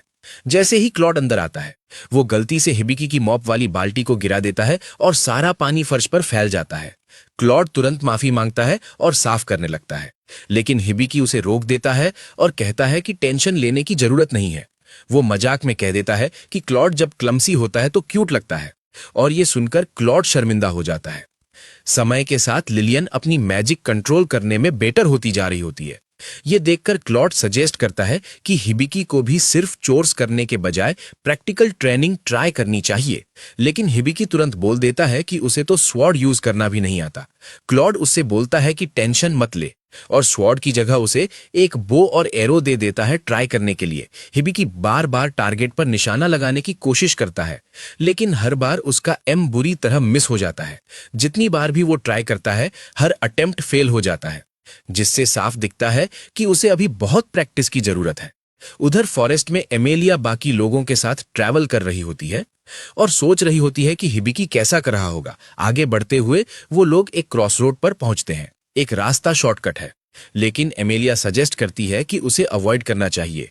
वो बताती है कि आगे एक टूटा हुआ फोर्ट्रेस है और रूमर्स के हिसाब से वहां भटकती हुई सोल्स लोगों के साथ ट्रिक्स खेलती हैं। ये सुनकर आइवल डरने के बजाय एक्साइटेड हो जाती है। वो तुरंत इंटरेस्ट दिखाती है और शॉर्टकट की तरफ बढ़ने लगती है, जैसे ये कोई डेंजरस जगह नहीं बल्कि फन एडवेंचर हो। एमेलिया आइवल को अपनी दोस्त बनाए रखना चाहती है, इसलिए वो उसकी बात मान लेती है। इसी वजह से सब लोग आइवल के पीछे पीछे शॉर्टकट की तरफ चल पड़ते हैं, लेकिन स्टालिया को पहले से ही फील हो जाता है कि ये डिसीजन आगे जाकर प्रॉब्लम क्रिएट करेगा और शायद कुछ भी अच्छा एंड नहीं होगा। इधर लिलियन हिबिकी की मदद करती है खाना बनाने में। जब खाना तैयार हो जाता है, सब लोग साथ बैठकर खाने लगते हैं, लेकिन खाना पूरी तरह से खराब निकलता है। लिटरली खाया ही नहीं जा सकता। ऐसा इसलिए होता है क्योंकि क्लॉड केयरलेस हो गया था और उसने मशरूम्स और बाकी इंग्रेडिएंट्स को ठीक से क्लीन नहीं किया था। इससे सबको समझ आ जाता है कि क्लॉड कॉम्बैट के बाहर ज्यादा यूजफुल नहीं है। क्लॉड तुरंत खुद को डिफेंड करता है और कहता है बाकी चीजों में उसकी स्किल कम होने की वजह उस पर लगी कर्स है। ये सुनकर हिबिकी क्यूरियस हो जाता है और पूछता है कि क्या उसे पता है किसने उसे कर्स किया। क्लॉड जवाब देता है कि उसे नहीं पता कि इसके पीछे कौन है। जब हिबिकी नदी के पास बर्तन धो रहा होता है, तभी सापो उसे बताती है कि उसने एक नई स्किल अनलॉक की है जिसका नाम बबल वॉश है, जो हाउस होल्ड मैजिक का हिस्सा है। फिर सापो उसे अपना वर्ल्ड मैप चेक करने को कहती है। जैसे ही हिबिकी मैप देखता है, उसे पता चलता है कि एक तेज रफ्तार बोर टाइप मॉन्स्टर सीधा उनकी तरफ आ रहा है। मॉन्स्टर पास आते ही क्लॉड कॉन्फिडेंटली आगे बढ़ता है। वो अपने स्पीयर और प्रिसीजन स्ट्राइक टेक्निक का यूज करता है और बहुत आसानी से उस बोर को खत्म कर देता है। उसे मारने के बाद क्लॉड बताता है कि खून की स्मेल और मॉन्स्टर्स को अट्रैक्ट कर सकती है, इसलिए बॉडी को तुरंत हैंडल करना होगा। लेकिन लिलियन इस मौके को यूज करती है अपनी वाटर मैजिक दिखाने के लिए। वो अपनी ऑर्डर आइसोलेशन स्किल एक्टिवेट करती है और बोअर के सारे खून को साफ कर देती है, उसे पूरी तरह क्लीन बना देती है। इसके बाद क्लॉड कहता है कि अब वो उन्हें सिखाएगा कि मॉन्स्टर को प्रॉपरली बुचर कैसे किया जाता है। उधर एमेलिया और बाकी लोग जब उस रूइंड फोर्ट्रेस पर पहुंचते हैं, तो आइवर अपने मैजिक मिरर से एरिया को ऑब्जर्व करती है। उसे पता चलता है कि वहां बहुत सारी रेस्टलेस सोल्स मौजूद हैं। तभी एमेलिया अचानक एक्साइटमेंट में चिल्लाती है, क्योंकि उसे लगता है कि उसे बहुत बड़ा ट्रेजर मिल गया है। लेकिन जब आइवर चेक करती है, तो उसे समझ आता है कि वो ट्रेजर असली नहीं है। वो एक्चुअली एक मैजिकल गैस है जो लोगों को उनके डीपेस्ट डिजायर्स के इल्यूशंस दिखाता है। इसी वजह से एमेलिया और स्टेलिया दोनों एक ड्रीम जैसी हालत में फंस जाते हैं। फिर आइवर अपनी मैजिक यूज करके सिचुएशन को हैंडल करती है। हिबिकी और बाकी लोग बोअर को बुचर करने के बाद सब लोग गंदे हो चुके होते हैं, खून से भरे हुए। हिबिकी डिसाइड करता है कि ये परफेक्ट टाइम है अपनी नई बबल वॉश स्किल टेस्ट करने का। जैसे ही वो इसे एक्टिवेट करता है, हाई प्रेशर में सोप बबल्स निकलते हैं और सीधे क्लॉड पर लगते हैं। बबल्स खत्म होने के बाद क्लॉड पूरी तरह साफ हो जाता है, पहले से भी ज्यादा क्लीन। वो ये भी नोटिस करता है कि बबल वॉश ने उसके बॉडी को रिफ्रेश कर दिया है और उसकी थोड़ी स्ट्रेंथ भी वापस आ गई है। अगले दिन हिबिकी और उसकी टीम बैठकर अपनी सिचुएशन पर बात करते हैं और जल्दी ही उन्हें समझ आ जाता है कि उनके पास पैसे लगभग खत्म हो चुके हैं। तो हिबिकी कहता है कि अब टाइम आ गया है कि वो लोग गिल्ड से जॉब्स लेना शुरू करें ताकि थोड़ी इनकम आ सके। सब लोग तुरंत इस बात से एग्री कर जाते हैं और जितनी जल्दी हो सके शुरू करने के लिए रेडी हो जाते हैं। लेकिन तभी क्लॉड उन्हें थोड़ा संभल कर चलने की सलाह देता है। वो कहता है कि हाल की मैजिक ट्रेनिंग से हिबिकी और लिलियन जरूर स्ट्रांग हुए हैं, लेकिन फिर भी उन्हें केयरलेस नहीं होना चाहिए। इसलिए अगर जॉब शुरू करनी है तो शुरुआत लो रिस्क कामों से करनी चाहिए। यानी एफ रैंक क्वेस्ट से। इसके बाद वो सब एडवेंचरस गिल्ड जाते हैं और जूल के साथ अपनी पार्टी रजिस्टर करवा लेते हैं और फिर बिना टाइम वेस्ट किए तुरंत अवेलेबल क्वेस्ट्स देखने लगते हैं। हिबिकी थोड़ा हैरान हो जाता है जब वो देखता है कि क्लॉड एक साथ कई क्वेस्ट सेलेक्ट कर रहा है, लेकिन क्लॉड समझाता है कि लो रैंक जॉब्स में पैसे बहुत कम मिलते हैं, इसलिए एक साथ मल्टीपल क्वेस्ट्स कंप्लीट करना ज्यादा स्मार्ट रहता है। तभी उन्हें कुछ एक्स्ट्रा क्वेस्ट्स के बारे में भी बताया जाता है, जिनमें से एक कैप्चर मिशन होता है। लेकिन क्लॉड तुरंत बोल देता है कि उसका रैंक अभी उनके लेवल से काफी ऊपर है, इसलिए उसे अटेम्प्ट करना सही नहीं होगा।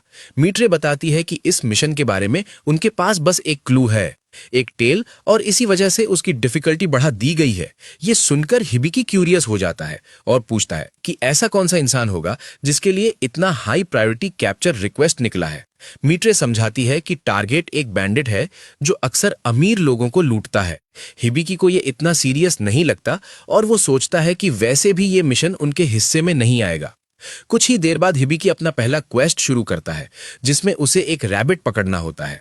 करीब 20 मीटर दूर उसे एक रैबिट दिखता है और वो कॉन्फिडेंटली अपना बो और एरो निकालता है। सोचता है कि ये तो इजी होगा, लेकिन उसकी एम इतनी खराब निकलती है कि उसे कई बार कोशिश करनी पड़ती है। तब जाकर वो फाइनली रैबिट को मार पाता है। क्लॉड उसे समझाता है कि आइडियली टारगेट को एक ही शॉट में गिरा देना चाहिए, लेकिन क्योंकि हिबिकी ने आखिर में काम पूरा कर लिया, इसलिए वो इसे एक्सेप्टेबल मान लेता है। तभी लिलियन और वीन भी फॉरेस्ट से अपना हर्ब गैदरिंग टास्क खत्म करके वापस आ जाते हैं। हिबिकी उनकी बास्केट में एक अजीब सा फ्रूट देखता है और उसके बारे में पूछता है, तो लिलियन बताती है कि उसे मेचा काचा का फ्रूट कहते हैं, जो उन्हें रास्ते में मिला था। वो आगे बताती है कि ये फ्रूट्स आमतौर पर मार्कर्स की तरह यूज होते हैं, ताकि अगर कोई पहाड़ों में रास्ता भटक जाए तो इन्हें देखकर वापस रास्ता ढूंढ सके। और एग्जाम्पल देने के लिए वो एक फ्रूट पास के पेड़ पर फेंकती है। इसके बाद सब लोग थोड़ा रेस्ट करने का फैसला करते हैं, लेकिन इस ब्रेक के दौरान हिबिकी का माइंड भटकने लगता है। उसे एहसास होता है कि वो इस दुनिया में शायद समर वेकेशन शुरू होने से ठीक पहले आया था। उसे अपने पुराने वर्ल्ड के दोस्तों की याद आने लगती है। वो सोचने लगता है कि क्या वो कभी वापस अपनी ओरिजिनल दुनिया में जा पाएगा या नहीं। वहीं दूसरी तरफ एमालिया की टीम में आइवर थोड़ा एंग्जाइटी महसूस कर रही होती है, क्योंकि उसे अभी तक कोई रियल रिजल्ट नहीं मिला है। वो एक खास औरत की सोल ढूंढ रही है, लेकिन प्रोग्रेस बहुत स्लो है और अब वो खुद से सवाल करने लगती है कि वो सही डायरेक्शन में है भी या नहीं। उसी समय एमालिया अभी भी आइवर को अपनी फ्रेंड बनाना चाहती है, इसलिए वो उसे एक ट्रैवल अम्यूलेट देती है, जिसमें ऐसा मैजिक है कि अगर आइवर कभी डेंजर में हो तो उसे तुरंत पता चल जाएगा। और एमालिया ये भी प्रॉमिस करती है कि अगर कुछ भी हुआ तो वो उसकी मदद करने जरूर आएगी। आइवर मुस्कुराकर वो गिफ्ट एक्सेप्ट कर लेती है, लेकिन अंदर ही अंदर उसे पता होता है कि ये फ्रेंडशिप असली नहीं है, बस एक दिखावा है। अगले दिन टाउन में हिबिकी कहता है कि उन्होंने क्वेस्ट से अच्छा खासा पैसा कमाया है, तो क्यों ना थोड़ा सा पैसा किसी टेस्टी खाने पर खर्च किया जाए, क्योंकि उन्होंने पहले ही गिल्ड में क्वेस्ट आइटम जमा कर दिए थे। मीट्रे को यह बात थोड़ी सस्पिशियस लगती है, क्योंकि एक नॉर्मल एफ रैंक पार्टी इतना सब अचीव नहीं कर सकती। तभी हिबिकी की मुलाकात डिलियार्ड से होती है और डिलियार्ड तुरंत नोटिस करता है कि हिबिकी अभी भी काफी दुबला पतला है और उसमें मसल की कमी है, तो वो कहता है कि वो उसे ट्रेन करेगा ताकि वो स्ट्रांग बन सके। लेकिन क्लॉड तुरंत बीच में आ जाता है और डिफेंसिव हो जाता है। वो कहता है कि हिबिकी उसका स्टूडेंट है और डिलियार्ड को पीछे हटने को बोलता है, पर डिलियार्ड ऐसा इंसान नहीं है जो आसानी से पीछे हट जाए, और देखते ही देखते दोनों के बीच फुल फाइट शुरू हो जाती है। शुरुआत में दोनों बराबरी के लगते हैं, लेकिन कुछ ही मिनटों में क्लॉड पीछे पड़ने लगता है। तब हिबिकी अपना एस्प्रेजल स्किल यूज करता है और डिलियार्ड की असली ताकत देखकर शॉक्ड रह जाता है। आसपास के लोग ये डेंजरस फाइट देखकर डर के मारे भागने लगते हैं, लेकिन एक ब्लॉन्ड लड़की हुड पहनकर वहीं खड़ी रहकर सब ऑब्जर्व कर रही होती है। तभी जूल वहां पहुंचती है और साफ दिख रहा होता है कि वो बहुत गुस्से में है। वो अपनी वाटर मैजिक से दोनों को जोर से दीवार पर पटक देती है और फाइट रोक देती है। उसी वक्त पास के एक डाइनर से एक औरत भागते हुए बाहर आती है और चिल्लाती है कि किसी थीफ ने उसका पर्स चुरा लिया है। ये सुनकर वीन तुरंत हिबिकी से पूछती है कि उसका बैग कहाँ है, और तभी हिबिकी को रियलाइज होता है कि उसका बैग गायब है, जिसमें उनका सारा पैसा था। ये बात उसे और लिलियन दोनों को बहुत बुरी लगती है, क्योंकि अब वो टेस्टी खाना नहीं खा पाएंगे जो वो प्लान कर रहे थे। जूल को शक होता है कि ये वही बैंडिट हो सकता है जिसका जिक्र गिल्ड में हुआ था, हालांकि उनके पास उसके बारे में ज्यादा जानकारी नहीं है। उन्हें बस इतना पता है कि वो बैंडिट अपनी टेल का इस्तेमाल करके चोरी करता है और ज्यादातर अमीर लोगों को टारगेट करता है। ये सुनकर वीन के दिमाग में अचानक एक आइडिया आता है और करीब 1 घंटे बाद लिलियन एक आउटडोर कैफेटेरिया में बैठी होती है। सामने हिबिकी बैठा होता है जो एक लड़की के भेष में है और सरप्राइजिंगली वो उम्मीद से भी ज्यादा अच्छा लग रहा होता है। वीन फिर प्लान समझाती है कि वो लोग हिबिकी को बेट की तरह यूज करेंगे ताकि बैंडिट बाहर आए, और जैसे ही बैंडिट दिखेगा क्लॉड तुरंत उसे पकड़ लेगा। क्लॉड तो पहले से ही गुस्से में भरा हुआ होता है क्योंकि उसे अपने मास्टर के पैसे चोरी होने का बदला लेना है। प्लान का आखिरी हिस्सा यह होता है कि हिबिकी अपना वॉलेट टेबल पर छोड़ देगा, लेकिन हिबिकी को ऑनेस्टली ये प्लान थोड़ा बेवकूफी वाला लगता है क्योंकि ये बहुत ऑब्वियस और आसानी से नोटिस होने वाला है। तभी वेट्रेस खाना सर्व करने आती है, लेकिन अचानक क्लॉड चिल्लाता है कि उसका वॉलेट गायब हो गया है और उसे तुरंत समझ आ जाता है कि वही वेट्रेस थीफ थी। लेकिन वो लोग पहले से ऐसे सिचुएशन के लिए रेडी थे। उन्होंने मेचा काची का फ्रूट को इस तरह से रखा था कि वो साफ फुटप्रिंट्स छोड़ सके, और जैसे ही थीफ भागी उसके पीछे विजिबल ट्रैक्स बनते गए जिन्हें फॉलो करके हिबिकी और बाकी लोग एक अबैंडन्ड गली तक पहुंचते हैं। वो सोचते हैं कि ये किसी क्रिमिनल के छिपने के लिए परफेक्ट जगह है, इसलिए वो धीरे धीरे अंदर जाते हैं और जल्दी ही एक अंडरग्राउंड डाइनर डिस्कवर करते हैं जो हिडन होने के बावजूद सरप्राइजिंगली काफी अच्छी तरह बना हुआ होता है, जिससे वो और ज्यादा कॉशियस हो जाते हैं। अंदर जाते ही एक आदमी हिबिकी को नोटिस करता है और उसे पसंद करके फ्लर्ट करने लगता है, लेकिन हिबिकी पोलाइटली मना कर देता है और कहता है कि वो अपने दोस्तों के साथ आया है। थोड़ी देर बाद क्लॉड एक हुड पहनी हुई लड़की को जाते हुए देखता है और हिबिकी से उसे अप्रोच करने को कहता है। जैसे ही वो लड़की गली में आती है, क्लॉड सामने से उसका रास्ता रोकता है और पीछे से हिबिकी और लिलियन उसे घेर लेते हैं, पूरी तरह सराउंड कर देते हैं। क्लॉड पहले बोलता है और उससे कहता है कि जो उसने चुराया है वो वापस दे दे, लेकिन लड़की बिल्कुल कैल्म रहकर कहती है कि उसे कुछ नहीं पता।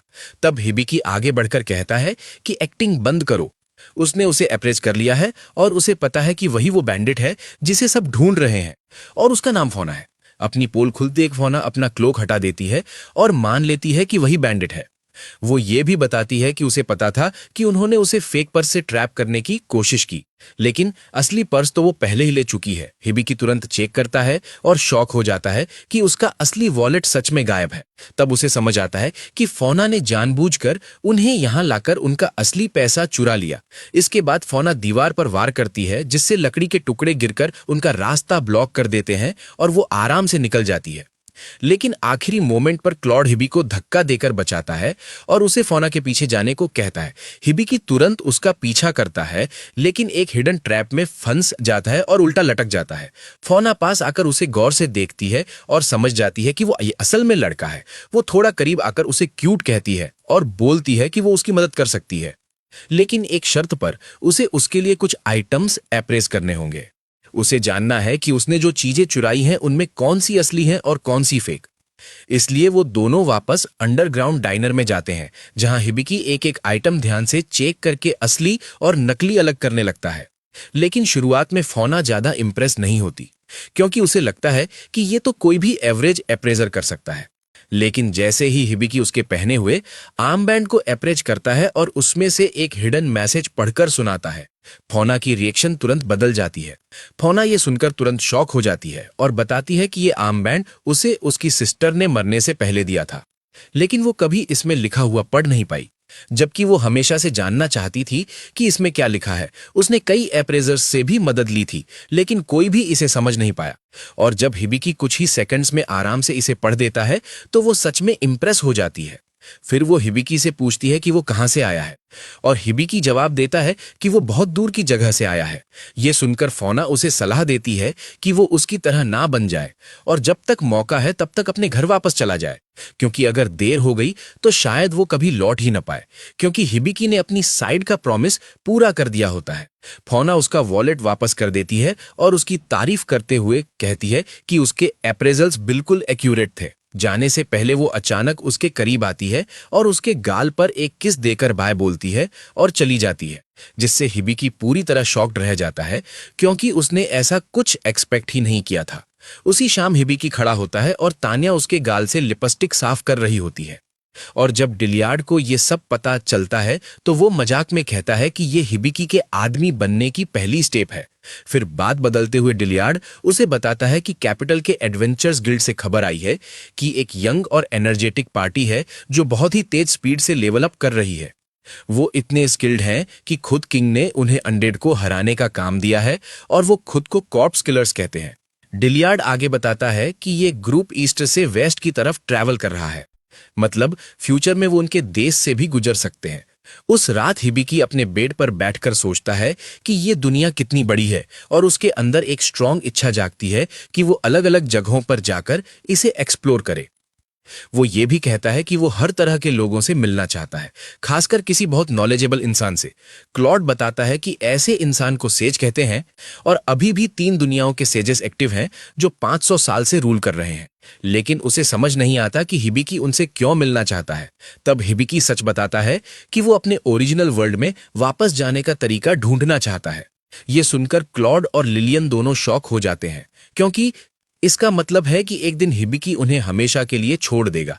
हिबिकी उनके चेहरे देखकर समझ जाता है और समझाने की कोशिश करता है कि उसका वो मतलब नहीं था। लेकिन जैसे ही वो खुद सोचता है, उसे एहसास होता है कि सच में अगर वो वापस गया तो उन्हें छोड़ना पड़ेगा। फिर भी क्लॉड उसे दिलासा देता है और कहता है कि वो उस दिन तक उसकी प्रोटेक्शन करता रहेगा। वहीं दूसरी तरफ एमालिया अपने ग्रुप के साथ जंगल में ट्रैवल कर रही होती है और स्पिरिट से अपनी बातचीत की कहानियां सुनाती है। वो ये भी बताती है कि एक बार ऐसा हुआ था जब किसी स्पिरिट ने पहले उससे बात की थी।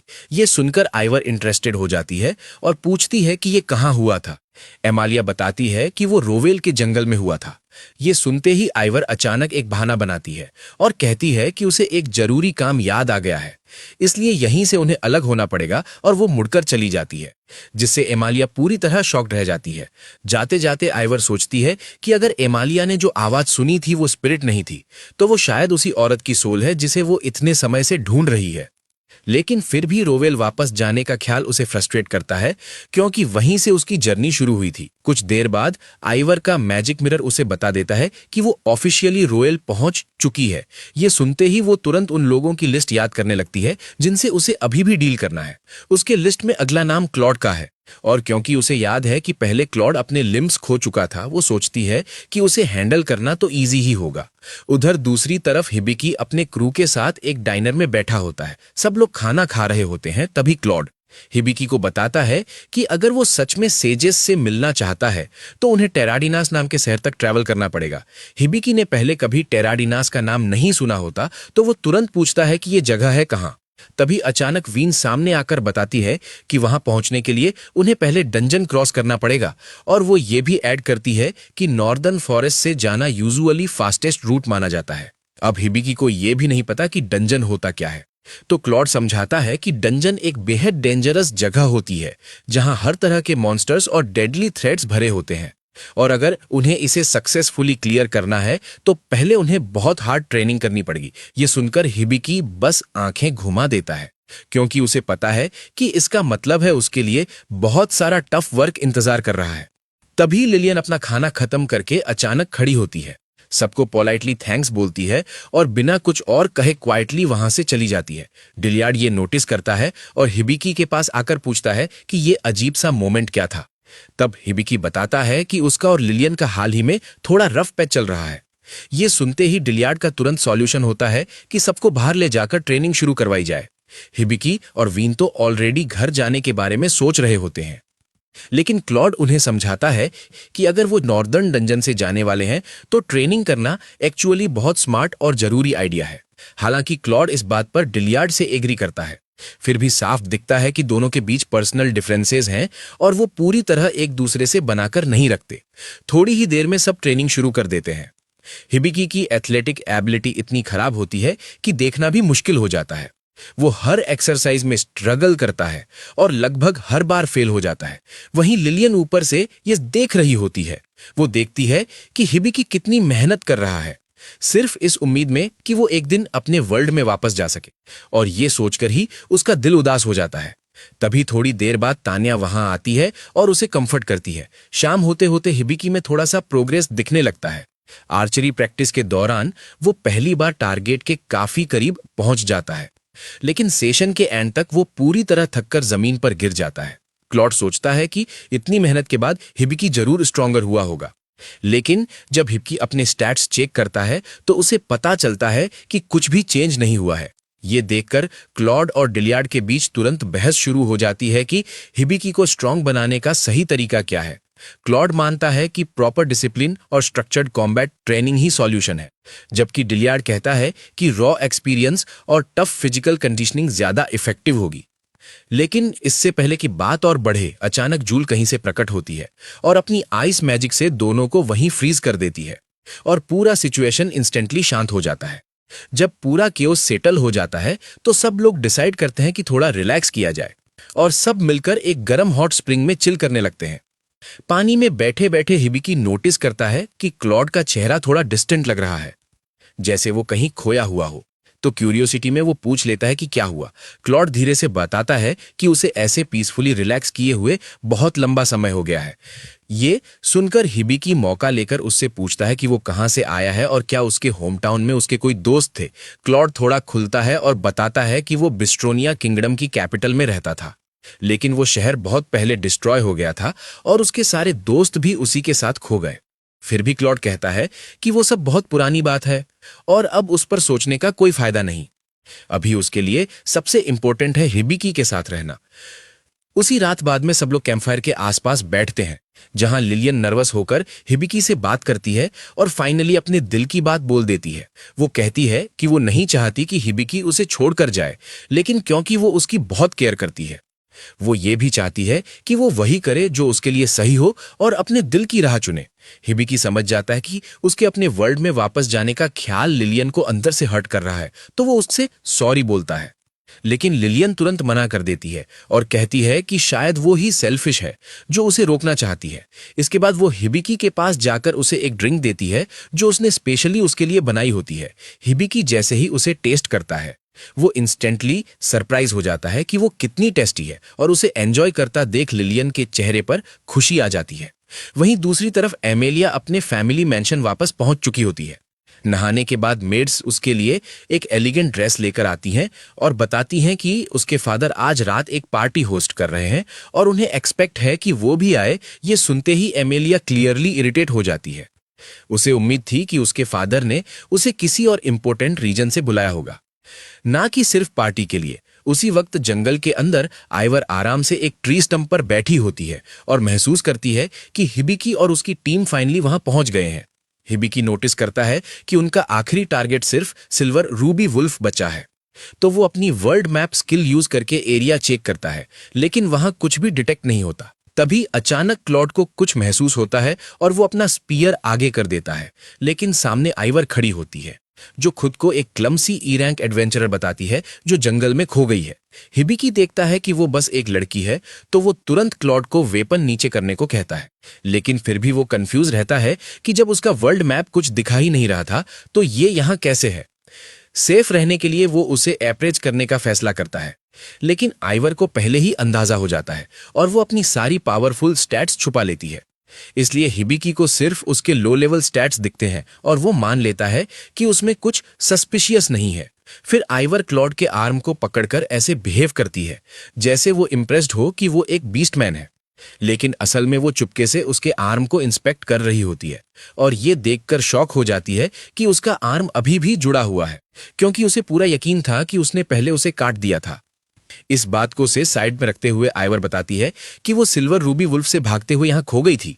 हिबिकी तुरंत पूछता है कि वो कहां है, तो वो कहती है कि वो जंगल के और अंदर है। ये इन्फो देने के बाद वो ऑपोजिट डायरेक्शन में खुशी खुशी बाय बोलते हुए चली जाती है।